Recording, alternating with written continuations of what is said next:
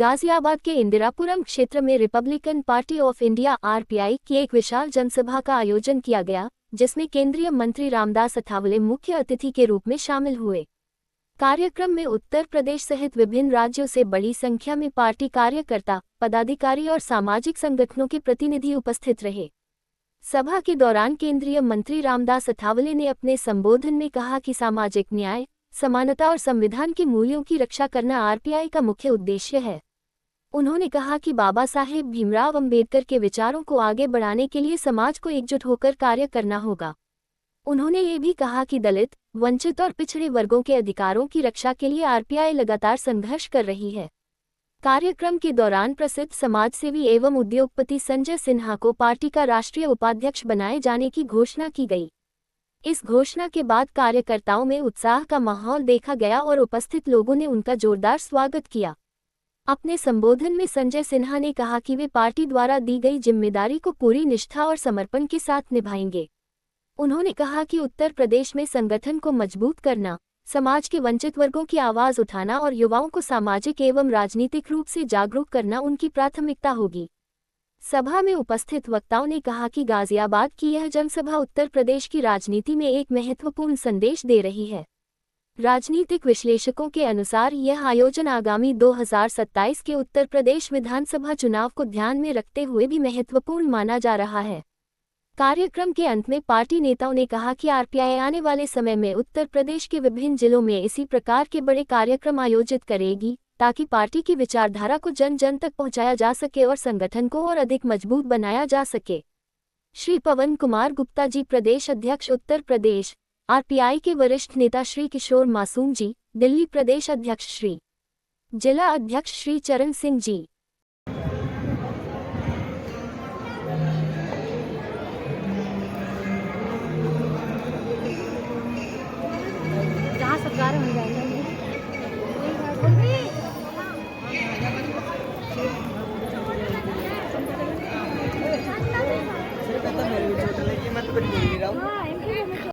अलग अलग स्टेट से आए हुए हैं, उनका यहाँ पर हम स्वागत करते हैं। हम शुद्ध रूप से समाज सेवी हैं और व्यापारी भी हैं और सिर्फ हम इस पार्टी में जुड़े हैं बाबा साहब के विचारों को देखते हुए। और हमारे माननीय मंत्री जी इतने सरल इंसान हैं जो हमेशा रात में 12 बजे भी किसी के लिए खड़े हो जाते हैं। तो हमको एक प्रेरणा आई कि हम मंत्री जी के साथ जुड़े, पार्टी के साथ जुड़े और पार्टी जो भी जिम्मेदारी हमें देगी देश में, प्रदेश में और जहां भी देगी, हम बड़ी निष्ठा और ईमानदारी के साथ पार्टी की सेवा करेंगे और एक मामूली कार्यकर्ता के रूप में अपना जो भी होगा वो अपना समय, अपना जो आदेश होगा उसे हम पूरा करेंगे। आज का दिन बड़े मेरे लिए त्योहार का दिन है, जो रिपब्लिक पार्टी ने हमें इतनी बड़ी जिम्मेदारी दी है और हम पूरी ईमानदारी के साथ इस जिम्मेदारी का निर्वहन करेंगे। धन्यवाद माननीय अध्यक्ष जी।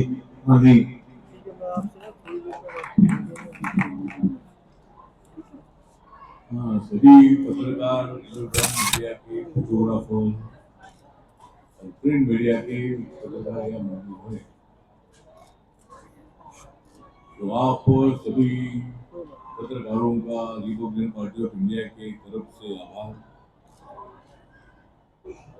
और गाजियाबाद उत्तर प्रदेश का एक बहुत इम्पोर्टेंट शहर और जिला है। इसी गाजियाबाद में रहने वाले संजय सिन्हा जी, जो कायस्थ कम्युनिटी के है, बिजनेसमैन है,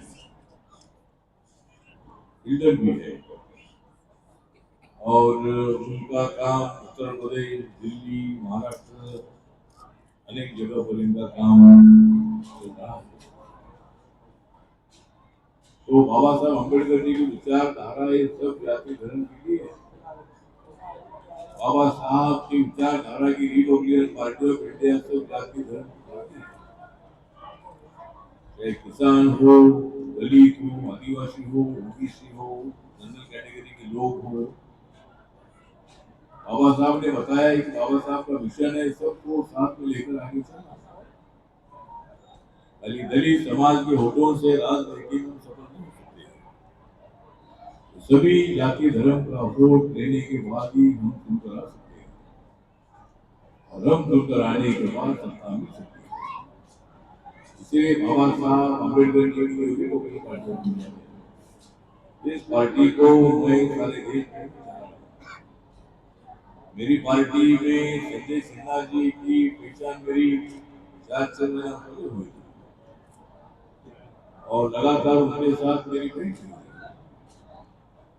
और उन्होंने भी मतलब साबित की कि बाबा साहब अम्बेडकर की पार्टी है। तो इसमें मैं सम्मिलित हूँ। फिर उत्तर प्रदेश में और गुप्ता जी के नेतृत्व में जो पार्टी हमारी काम कर रही है इसको मजबूत करने के लिए मैं थोड़ा सा दूंगा और इसीलिए इनको राष्ट्रीय उपाध्यक्ष इनको मनोनीत किया जाता है और वो हमारे पार्टी में आने से पश्चिम उत्तर प्रदेश है। पश्चिम उत्तर प्रदेश में रिपब्लिकन पार्टी को बड़ी ताकत मिल सकती है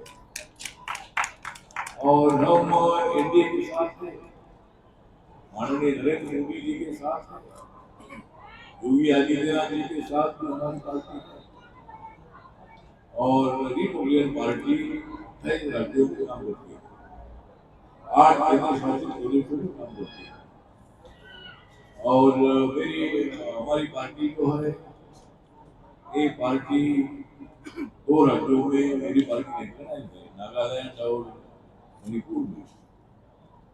2 राज्यों में अगर हमारी पार्टी को मान्यता मिलती है तो हमारी पार्टी को राष्ट्रीय मान्यता मिल सकती है और आज पूरे देश भर में 4 ही पार्टियां लिबरल पार्टियां हैं, बीजेपी, कांग्रेस, बसपा और आम आदमी पार्टी।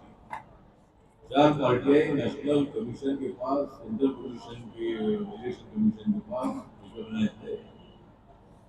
मेरा संकल्प है कि आने वाले 5 सालों के अंदर रिपब्लिकन पार्टी नेशनल पार्टी के दर्जा लेकर 5वें स्थान पर जा सकती है। इसके लिए हमारा प्रयत्न जारी रहेगा और अभी जो 5 राज्यों के चुनाव अनाउंस हुए हैं उसमें मतलब वेस्ट बंगाल है, आसाम है, तमिलनाडु है, केरल है, पांडिचेरी है, 5 राज्यों के चुनाव है। इसमें रिपब्लिकन पार्टी सोच रही है कि हमें क्या सीटें लड़नी है या नहीं लड़नी है या कुछ सीटों पर हम चुनाव लड़ने के बारे में विचार करेंगे और कुछ राज्यों में बीजेपी का समर्थन करने का निर्णय हमारा हो सकता है। अभी हमारी सेंट्रल कमेटी में बातचीत हो रही है, उसके बाद हमारा निर्णय हो जाएगा। लेकिन आज संजय सिन्हा जी पार्टी में आने से रिपब्लिकन पार्टी को ताकत मिली है। पवन गुप्ता जी पूरे राज्य में घूम अभी जो 75 जिले यहाँ है अभी तक जिले में तो जो 75 जिले उसमें से 75 जिलों में से 65 जिलों में हमारी कमेटी है। हमारी कोशिश जारी है कि आने वाले लोकल बॉडी के चुनाव में हम कुछ कैंडिडेट खड़ा करेंगे और आने वाले 27 के चुनाव में रिपब्लिकन पार्टी बीजेपी के साथ अलायंस करके हम कुछ सीटें लड़ना चाहते हैं। आदरणीय मायावती जी का जनाधार बढ़ता जा रहा है। माननीय कांचीराम जी ने बहुत बहुजन समाज पार्टी को बाबा साहब अम्बेडकर जी के नाम पर सारे देश में खड़ा करने का काम किया था और सबसे बड़ी सफलता माननीय कांचीराम जी को उत्तर प्रदेश में मिली। इसका कारण यह है कि उत्तर प्रदेश में 22-23% दलित वोट जीत गए। महाराष्ट्र में हमें इतनी सफल ऐसे नहीं मिली। महाराष्ट्र में दलित वोट 13% भी है और इसीलिए महाराष्ट्र में इतनी सफलता हमें नहीं मिली। लेकिन माननीय कांचीराम जी ने दलित ओबीसी और माइनॉरिटी इनको शुरू में इकट्ठा करने का काम किया और बाद में ब्राह्मण है, कन्या है, ठाकुर है और बाकी के जो सभी लोग दलित ओबीसी है, माइनॉरिटी है, सब लोगों को एक साथ लाने का प्रयत्न हुआ और माननीय मायावती जी अपने बलबूते पर मुख्यमंत्री बन गई थी। माननीय मायावती जी को 3 बार मुख्यमंत्री बनने का मौका मिला। इसका कारण ये था कि बीएसपी को मेजोरिटी नहीं मिली थी।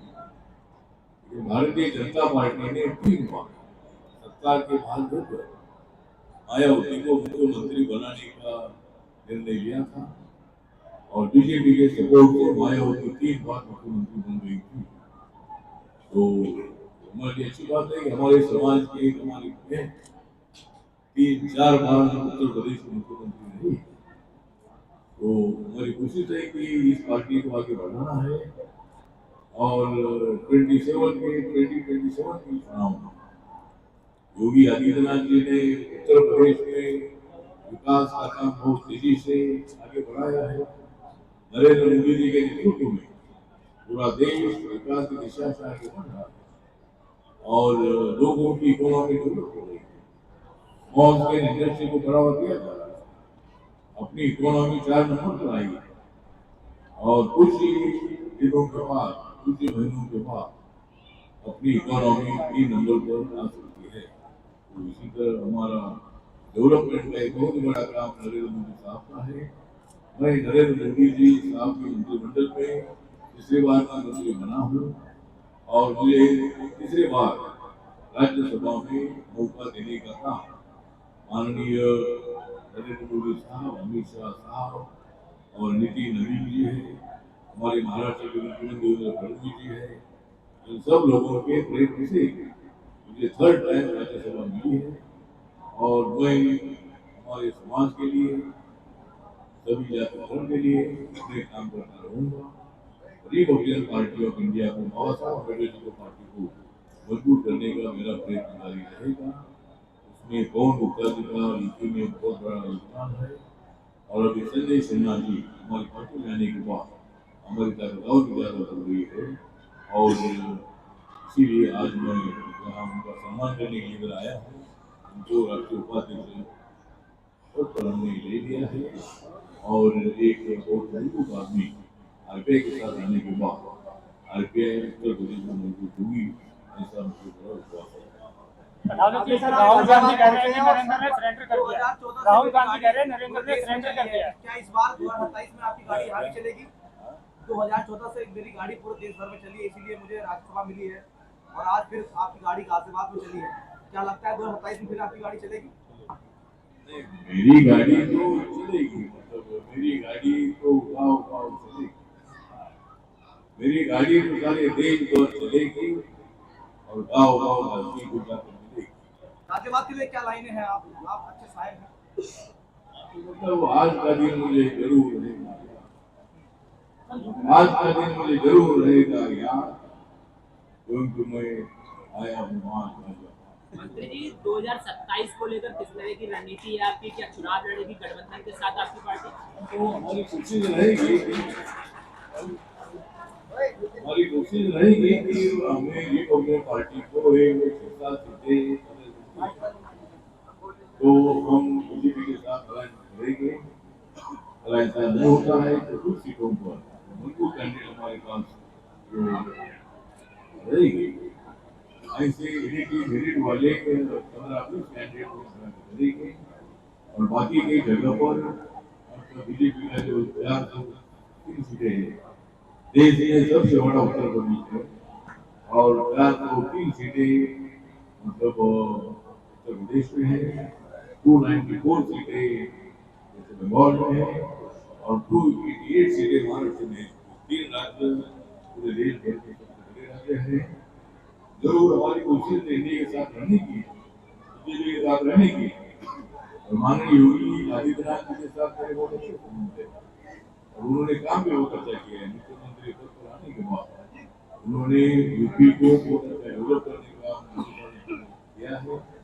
तो 15 अगर हमको 4-5 सीटें मिलती है तो बीजेपी के साथ करेंगे और ऐसा सीट नहीं मिलती है कुछ सीटों पर हम बीजेपी के ऐलान से अलग आप चुनाव लड़ेंगे। बाबा साहब संविधान का लेके चल रहे हैं, हर पार्टी आज बाबा साहब को लेके चल रही है, संविधान को लेके चल रही है, तो ये पार्टियां पिछले 15 साल से कहाँ थी? मुझे लगता है कि हमारी पार्टी बोल रहे हैं। मैं सभी पार्टी की बात कर रहा हूँ सर, मैं आपकी नहीं बात कर रहा हूँ। तो आपका सही है कि आज जिस तरह हम आगे बढ़ रहे हैं इसी तरह बाबा साहब के नाम की चर्चा देश भर में हो रही है। सभी पार्टियां बाबा साहब का नाम ले रही हैं, संविधान की बात कर रही है।